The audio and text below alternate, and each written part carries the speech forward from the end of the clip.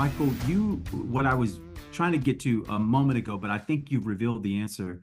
And some of the conversation here was you were acutely aware of your what your skin color had to do with you being elevated chairman. I wouldn't reduce you, by the way, to just your skin color. You clearly have worked, labored, you put yourself in position, and your preparation met an opportunity, and you were elevated, but your race was not a disqualifier. In fact, you probably consider it an asset.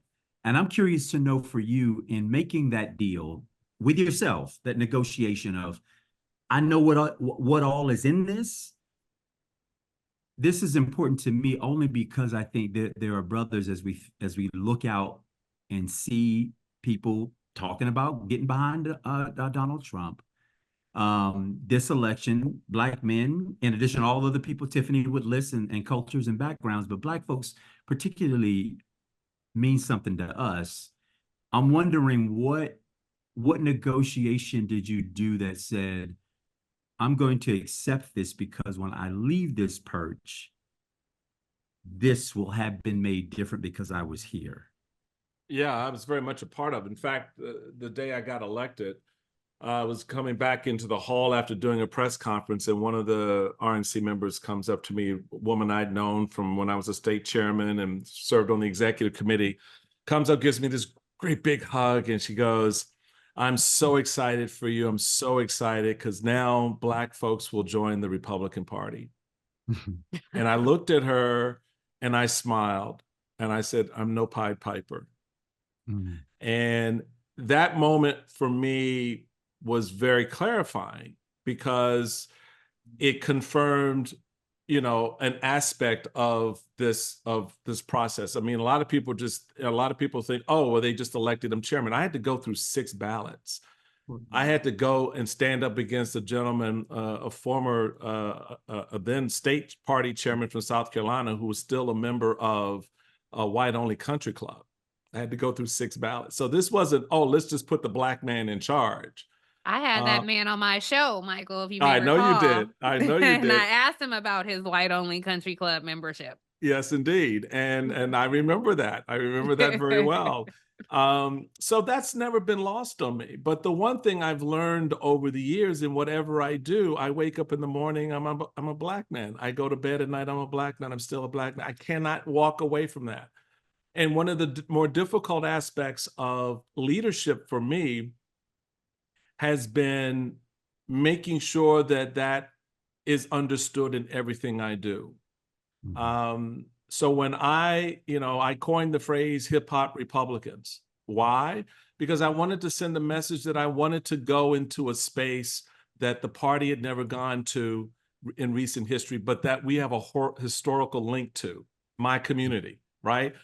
The Republican Party is the political home for Black folks. That's where we started. That's where we got our voice. That's where we started to make a difference in this country through public leadership.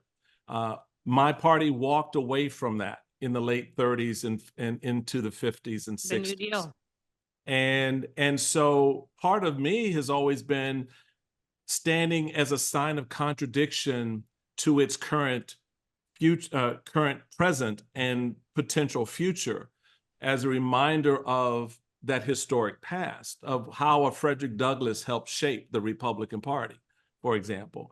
So yeah, it is something that is not lost to me, and my goal was to elevate the game inside the party, because I knew from a long time, that this whole, we want to do outreach. Oh, really? So let's do outreach. So I'm going to create a department and put $1 million in it, put a Black woman in charge of it, and call it an effort nationally to go out and brand the party with the Black community. You would have thought I told them that I was going to take $2 billion of RNC funding and spend it on legal fees. So, like Michael, what's happening right quick now. Follow-up. That's why I would wonder, for Black folks who are considering a Trump right now, would you say most of the time was spent trying to keep them from doing more harm, more damage, more wrong? Or were you in a position to then transition the party's thinking, its resourcing, it's effort, it's energy, it's That's everything. an incomplete work Policy. for me, Andrew. That's an excellent No, question. no, no. It's I an- get. I no, get. I'm it's an just incomplete wondering. work. I didn't get to finish that. I mean, Not. I really don't kind want of to goes lay. to what Angela was asking. I don't want to lay that on your. I'm not laying that on No, you. you can lay it on me. That's fine. No, no, no. That's not I my totally get question. it. That's No, why, if I could just no. weigh in here, My, that's why I asked the question. Yep, I get it. Or try to, because I think it's really important to see whether we're talking about you or we're talking about Jamie Harrison at the DNC. Jamie is catching hell for trying to get them to diversify contractors. Yeah. So you like on one level. So what I'm saying is I had the same issue. you're going to have it in any institution in this country, whether it's political, completely apolitical, nonprofit, for-profit, any single government from local, state to federal. Right. It is going to happen. But the question is, on the other side of that, are you happy with your legacy on the, because in parties, you're responsible for electing people to office. When you look at what they stand for, are you happy with that? Do you have any regrets? And I'm not saying you have to answer that now, but the question is for Jamie, for anyone who runs for a state party chair, local party chair, whatever. Are you happy with the slate? Does that reflect your values? Angela, what makes that question difficult is because you run the full gamut of candidates. I know. And I in the totality, yes, because in the main, the candidates who served for as long as they served between that period of 2010 and 2014, in large measure, they were good men and women. They were good public servants, and some of them were hard charging Tea Partiers for sure, but others were not. And so you my job as a chairman is twofold: raise money and win elections.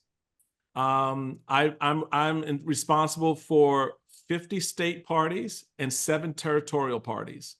And I've got to be all things to all of them at all times. And so, yeah, I mean, there are aspects there are a lot of frustrations I had around the healthcare debate because I wanted the party to go out and own the heritage plan that was Obamacare. I wanted them to own the Romney plan that was Obamacare. And they wouldn't. And that was frustrating because my thing is we can't be authentic in asking people to make a decision about their health care if we're not honest about the fact that the plan we're arguing against is our own. Right? So I had those battles internally, which you didn't see publicly because it's not what you do.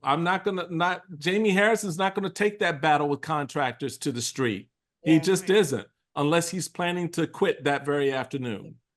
And so there are a lot of battles that I had that dealt with my Black skin that you didn't hear or see. All you saw was this asshole got elected and has now screwed the country. Well, there was a lot more to that story. And there were a lot more good people who unfortunately got blocked out because of that one ass. And so you're always kind of trying to figure out that balance of putting forward the best candidates. My philosophy was, unless I had like a situation with the Christine O'Donnell, where it had just completely gone off the rails. And I'm like, okay, what do I do? She's now the nominee of my party. She's also not a witch. And she's not a witch. A lot of people too young to even remember those I commercials. know, that's true. He's gonna have to run that ad in this. Yes. Exactly. But no, I don't want anyone to get this conversation twisted. And I may have sounded defensive, but I'm really not. I mean, and that's understandable because if you're attacked at that one point and you're not understanding the nuance of the question, it sounds like, oh, this is a typical Democratic talking point. But let me walk you through how I'm trying to show that you're going to get blackmanned at whatever institution you're a part of. Yep. And I wanted to know, as a Black man, can you stand on that legacy? I don't know. You may not even remember. I'm sure you don't remember this, but when I was a part of NABALSA, the National Black Law Students Association, you came to speak at our convention. 1, 2, we talked about my dad's mentor, Dr. Fletcher, Arthur Fletcher. Art Fletcher was a mentor of mine. Action, a Republican. I wasn't raised to see parties in these boxes. My dad was always on the wrong side of every elected official because he's an activist. Every single one, except for Shirley Chisholm, again, who we showed earlier, and Congresswoman Waters. So I understand the Yeah. nuance of that, but if we can't safely have family conversation about this is where the party's getting it wrong, this is where they messed up with me, this is why I see them going down a road of destruction, and here's where it really started, I don't think any of us are serving our folks well. No, So I that's agree why with I that. wanted to ask it. No, and I You were appreciate. honorary today in combat, but normally we don't get that high. No, This is But that's native. because of Welcome trust. home, Michael. built- Welcome home. no, I know. no, and I appreciate that. I do appreciate the question, and particularly as we're going into this cycle and the conversation around, where the Black vote is, and I'm not advocating this party for the Black community. I think this iteration of the Republican Party is a full-on detriment to Black people and to all Americans, quite honestly. 2020, I took the leap, which was a process I'd be happy to come on your podcast and talk about, of getting to the point of, as a former national Republican chairman, endorsing Joe Biden for president and actively acting on his behalf to see his election. Guess where I am in 2024? I'm in the exact same space. As I say, this is not an election about electing Joe Biden because you agree slapdash with every policy Joe Biden's put out there. Y'all have issues, I have issues. But guess who I'm standing behind in 2024? This is not a question for me. It is not a concern for me as an American citizen. And so my politics has always been in that space. I'm not beholden to the Republican Party, never have been, didn't grow up in the system, which is what they don't appreciate about me, because I don't tap dance the way they like me to tap dance. Never have. Had a problem as a county chairman, had a problem as state chairman, and as a national chairman. So I'm used to the problem. But the one thing I know, when I'm given the job, I have to do the job, win elections and raise money. I won my elections. So no matter what they say about Michael Steele's chairmanship, they can't take away the legacy of winning more House seats, more governor's races in 100 years. And they haven't done ish since then. There is that. Then there's the piece that Angela raises, which is the fallout from all of that. So that does raise the question and the concern: how do you, in the process of electing people, not stay focused on or lose sight of who you're electing and what they stand for? And that is a very legitimate question, made ever more present and important today, given the Marjorie Taylor Greenes and the Lauren Boeberts and the Matthew Gateses that are preeminent in my party. And I fight against that as well. So I will own the Tea Party. It happened on my watch. I had to negotiate a peace, if you will, with them. So we could win races with someone like a Chris Christie or Bob McDonnell in Virginia, New Jersey, and Virginia, respectively. But I also know that, the landscape has changed dramatically from that time, which, leads me to ask you guys, where do you see this cycle? How do you see the Democratic Party, which I think, I'll be honest with you, straight up, I don't know how I ever lost an election to a Democrat, to be honest, given the way they run elections and the way they look at the electorate. And in this cycle, even more so.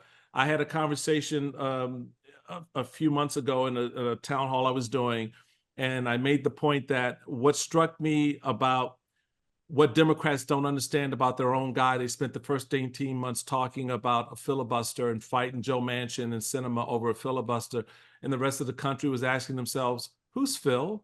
Who's Buster? And what did they do to make Democrats so mad at them?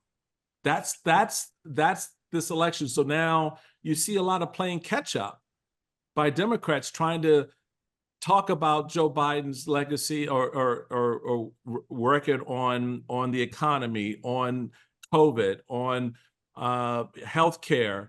How do you see this playing out? I mean, not just among Black voters, but white suburban women, who's your Achilles heel. Well, I just want to say quickly, when you talk about the landscape and people are saying, well, who's Phil, who's Buster, I would assign a lot of blame to media. I've said this before. That's fair. Because they're very incestuous and they speak very inside baseball and never take the time. It's designed that way, I think. They want people to feel left out of the process. One, two, I will speak for myself, although I think this extends to at least one of my other co-hosts, but I'm not a spokesperson for the Democratic Party. I'm not a member of the Democratic Party. I vote for Democratic candidates, but I have plenty of criticism. And the same way you talk about being party chairman and having to deal with candidates who won their primaries, I would say I'm deeply concerned with Democrats because you have all of these politically homeless people who have abandoned the GOP party, and the Democrats are salivating at getting them. And so I'm concerned about their policies moving to the right to accommodate a demographic of people that they have not won the majority of since the 1960s. But it is their methadone. And they like, we can't lose our white folks. We got to get their white folks. Literally, Democrats have not won in the presidential election, have not won majority of white voters since the 60s. And so I think 2016 has taught us all to not engage in political predictions. So I really don't know. If Donald Trump is elected, I don't even think we should look at it through the lens of Republican or Democrat. Oh, you don't I think anymore. we will. Yeah. No. I think we will be I agree. looking at the last peaceful transition of power. I think we will be looking at an existential threat to not just America, but the globe. I won't get into global politics here, but when you look at what's happening in the global South and across the state and what he's saying, he was caught on a hot mic saying, yes, of course he would welcome Kim Jong-un to the White House. He has been a fanboy of Vladimir Putin, who just in quotes won his reelection. Right. Jared Kushner is playing footsie right now overseas, working deals right now based on his father-in-law potentially once again getting elected to the presidency. He would play footsie with MBS on the heels of the murder of Khashoggi and other atrocities that MBS is accused of committing. So I think we have to look at this at a much bigger scale than Republican v. Democrat. That is not the conversation happening on the global stage. And I think we are 10 years behind the times when we focus on Donald Trump and party politics. But at last, they are the choices we have. And I think like most, I don't represent the Democratic Party either. The party couldn't get further away from me when I became the nominee because they wanted a different person. That. However, we closed the gap better than any of their nominees had in the past in Florida. But I will say this, I think by and large, I'm a pragmatic person. And I think if there was a box you could put Black folks in, I think we are pragmatic people. That we've never had the perfect, including Obama. I mean, we've never had the opportunity to fully express ourselves, fully wholeheartedly behind a candidate because they reflect what we believe in, what we want to see. We've had to compromise our way through that. And I think Obama really was, for a lot of us, didn't think that day would ever come. And so to hell with whatever he was advocating, they wanted to make him look like a progressive. But he governed, I think, very much so differently than that. But he was an aspirational guy. At this stage, man, the reason I'm voting for Joe Biden isn't the lesser of two evils. It's, are you producing policy that is in the interest of me and my household and the people who I care about? And when I size up the two candidates around the things that I want to see happen, and of course, now the things I definitely don't want to see happen. I mean, Joe Biden wins that by miles. Right. There's just no comparison. So unfortunately, we have a multi-party system that is functional, a two-party system. And even the wealthiest people in the world haven't been able to penetrate that when they've run their own independent campaigns with a bottomless pit of money. So to me, that says that model doesn't work, at least not the way it's been executed. So where we are is folks have to make a choice between the candidates that we have. And as Angela and Tiff always like to remind the listeners, at least on our show, that even not voting is a choice. Yeah, very much so. Signaling something, your lack of participation is going to result in one of these guys still winning. When you have the opportunity to put your finger on the scale and be determinative about which one of those two win, now you're rolling dice, and wherever it lands is where it lands. And I'm sorry, I care too much about myself, my wife, my children, their future to roll those kind of dice when I Yeah. can go and be more determined in it. So no, I'm not hip hooray about anybody. This is very pragmatic for me, and I think for most Black voters, there's going to be pragmatic decisions being made. I don't want new cheerleaders. I just want people who are concerned enough about themselves and their future that they decide to weigh in on it rather than letting somebody else decide for them. Appreciate it. Angela, how about you? You know, I agree with everything they said. I think the only difference is I'm not super excited about the Biden campaign's approach. I would like to see them um let Julie Rodriguez kind of run with this thing. She was trying. I feel like there was some layering that happened that I don't really support. I think especially given where the president has been on border policy. You know, Julie's a legend, and I think that they missed a lot of um, you know, hearing from her and letting her really run with that. I think the other thing I would say is they're gonna have to do some bold things. This administration has played it very safe. They're running you know, Senator Biden style campaign politics of old.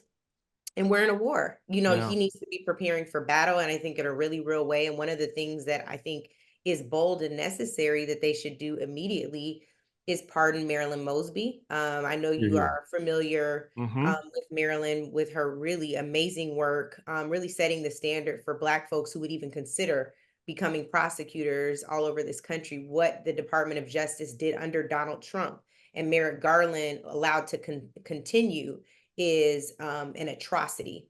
We're sitting here with our co-host Andrew Gillum, who was also targeted by Donald Trump's Department of Justice, and it was allowed to continue under Merrick Garland.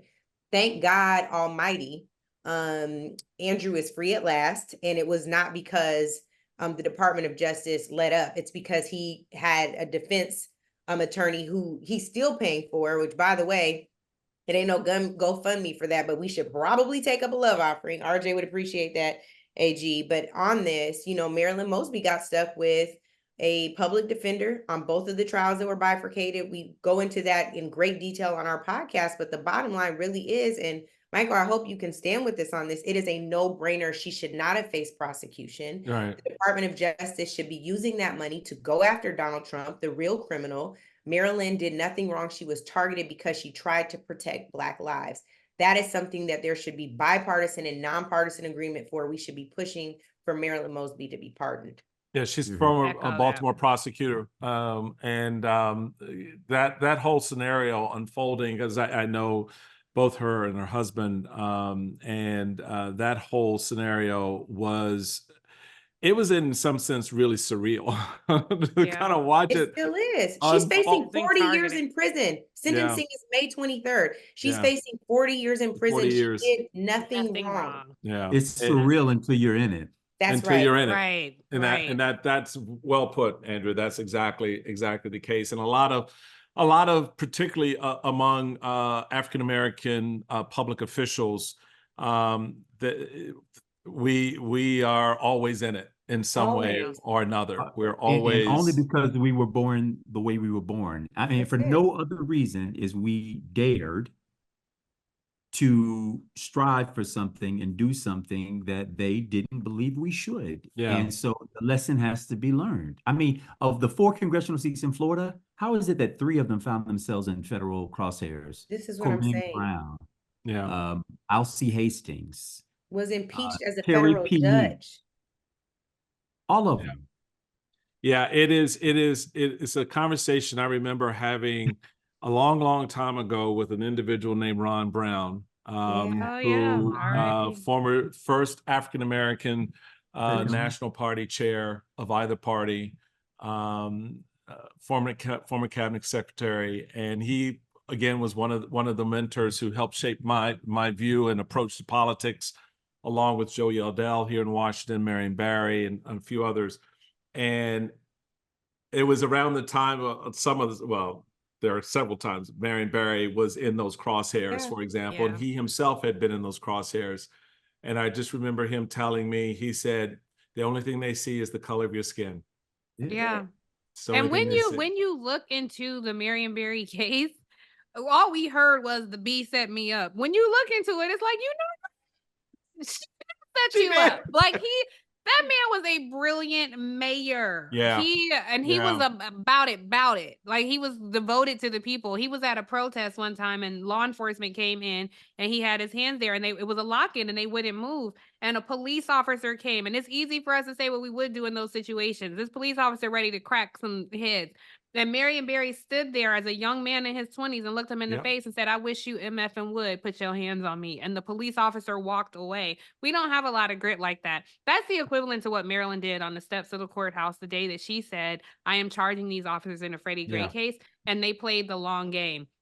So I know you talk to a lot of politicians in Maryland. I know you're in conversation with a lot of folks who are running for office. We're going to see if Maryland going to send a Black woman to the Senate. It's not looking good, but we're going to see. But I hope, Michael, in all your conversations, ask them about Marilyn Mosby, because at least then they can know, hey, the cable news media might not be talking about it, but the people are. And make them say how they feel about it. At least raise awareness. I'm glad you referenced that, because I do get up to Annapolis quite a bit. I've had a meeting or two with the governor and some other folks here in the state. And I'll be honest, you don't hear it. It's not the part. It's and not a that's why I'm conversation. like, Michael, you still have so much influence, not just in the state, but nationally. If you can help us lead a Maryland delegation letter calling for the administration to pardon her, these are federal charges, it would be great. She's was a mentee of Kamala's and campaigned for her with Kim Foxx and others during the primary in 2020. I think it's low-hanging fruit. It's obvious, and it's something that says to an administration that's been billed as one that is pro-crime bill. And even when they were calling Kamala ridiculous, like top cop, right? Like, this does some of that branding, and it necessarily so. Yeah. Talk about it on your show, Michael. No, I'll be happy to. I'll be happy to do that. I'll be happy to do that. But not just here. I'm talking about his other show. No, just talking about the other show. No, I think I'd be happy to do that. Absolutely. Well, look, we have. Oh my God! We went over. This has been everything I thought it would be and more. Good. I enjoyed this conversation, Michael. I really enjoyed the conversation. It is good. It is good to spend that time with you guys and to hear your thoughts on everything, and to see the three of you just doing it and holding up a standard for young, aspiring African-American entrepreneurs in media and politics. Sort of look to the light that you're putting out there, but more broadly, not just to our community, but across communities. You notice you got a wide following of folks who listen to what you guys are doing, and I'm glad you could spend some time with me, even though you beat the hell out of me, Angela. You just beat the hell out of me. But that you were triggered. That wasn't me. That wasn't the heart of my question. You was triggered. Angela, let me tell you, this man, the last time I did his podcast, goaded me into a big old fight. He started saying, so I don't even remember what it was. And I just went off. And Michael was like, I knew I was going to get you to get upset. So you're like, this is payback? Yes. I promise to God, Tiffany, I think Andrew could tell you, that wasn't my intention. I love Angela. Figure out, is there a way to get to the other side? Stop splaining. You don't have to do it. I understood. You don't have to do that. I'm just sharing my heart, because you might not know. Like, they've already been dragging us into in the Republican, the conservative blogs, dragging us about reparations. Now they're gonna be like, she tried to force him to abandon the Tea Party. No. Trust me, these folks are not coming to my defense. I was gonna say they drag Michael still. You never know. They will surprise you. If it's an opportunity to get a Tiff or Andrew or me, they just might. No. I appreciate the question. I definitely appreciate the explanations and the conversation and all of that, because it's important, and I know there are folks out there who are probably thinking what you asked, and so I'm not offended, not put off by it. I welcome it. I love it, even though I may have sound triggered or defensive. I get that way because it's like when people say, he spent all his money. And I'm like, yeah, I spent it to win elections. But, the narrative is out there on the street is, as a Black chairman, I spent all the money on limousines and airplanes and staying at the Ritz. And so it's just, there's that part of it. But the heart of your question, I understood. And I did want to address it. And I'm glad you asked it. Your forebearers who stayed at the Ritz. Absolutely. Right. So I appreciate you I don't know if guys you in did or more didn't. ways than I'm I just can saying. recount. Thank you again, y'all. Thank you, Thank you, Michael. Thank you, Michael. This is the trio, the dynamic trio, Angela Welcome Rye, home, y'all. Andrew Gillum, and Tiffany Cross. I can't wait to see you in person, Michael. Same here. Same here. I owe you a big hug.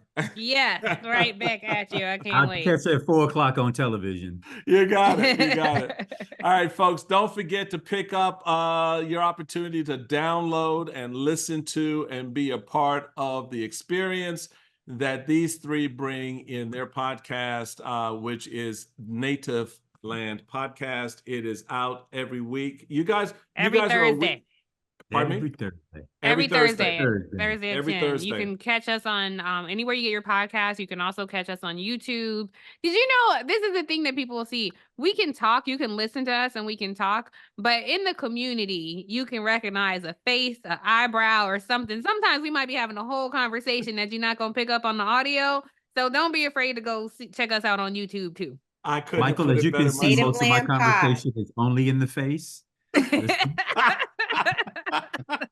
There's a lot of facial expressions on this podcast too. It's a lot. He said, Andrew, Joe be Boss. quiet. I said, Andrew will be quiet the whole time and then come drop some jewels, some I swear, knowledge. that's the He's way it so works. thoughtful and weighted. It's Yeah. like, man, Andrew, you just gave it. And a quick little plug across generations too. It's nothing to do with politics. Yes. So if you're into politics, you'll be disappointed if you come into Great your show. politics. It's just black, each generation, me, a younger and an elder, talking about life. But No, black I women are love it. oracles. So I was gonna everybody. gonna say, volunteer to help check her out with the new the venue if podcast they're by younger. Tiffany Cross, Across Generations with Tiffany Cross. Until next time, y'all, be safe, be well, God bless, and Welcome let's go home. do the thing you got to do. Vote, baby, vote. Vote. Welcome I can't home. stress it enough.